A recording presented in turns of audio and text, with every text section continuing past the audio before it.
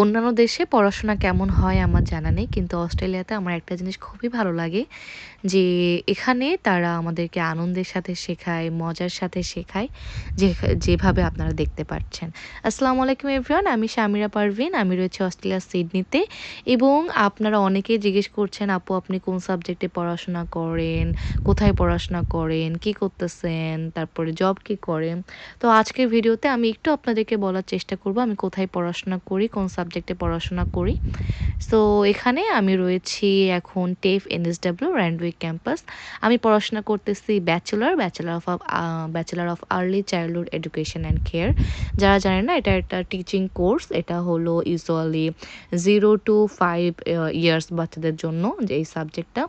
So এখানে আমাদের subject চলতেছিল প্রফেশনাল এক্সপিরিয়েন্সের, যেখানে আমাদের লিসনেই ছিল যে আমাদেরকে চুজ করতে হবে আমাদের দেশের একটা সং, যেখানে আমরা চুজ করে তাদেরকে রিপ্রেজেন্ট করব যে আমাদের দেশে এমন কোন গান আছে যেটাতে আমরা গান গাই এবং বাচ্চাদের কিছু শেখার আছে।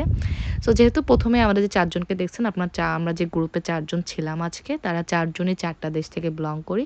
সো অবভিয়াস রিজনে আমরা আমাদের নিজেদের সং চুজ করতে পারি না, নিজেদের ভাষার সং চুজ করতে পারি নাই।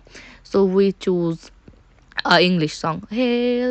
Head, shoulder, knees and toes, এই সংটা। আর বাকি যারা আছে তারা সবাই নেপালি থেকে, সো এরা সবাই হলো নেপালি সঙে পারফর্ম করতেছিল। আমি সং দিতে পারি নাই just because the copyright issues. আর ওখানে আমাদের টিচার দেখতেছিল যে ওরা কী করতেছে, হোপিং করতেছে, মুভমেন্ট করতেছে, অ্যান্ড কীভাবে কমিউনিকেট করতেছে, সব কিছু এখান থেকে কী শেখার আছে। তো এই যে এরাও হলো নেপালি, আমাদের ক্লাসে জাস্ট 2টা ছেলে আছে, and sometimes they feel so awkward. আর তাদেরকে দেখলে মাঝে মাঝে কিউটও লাগে যে আচ্ছা ঠিক আছে, তারাও এগুলো ট্রাই করতেছে। তো হ্যাঁ, এই ছিল। আসসালামু আলাইকুম এভরিওয়ান, দেখা হবে অন্য কোনো ভিডিওতে।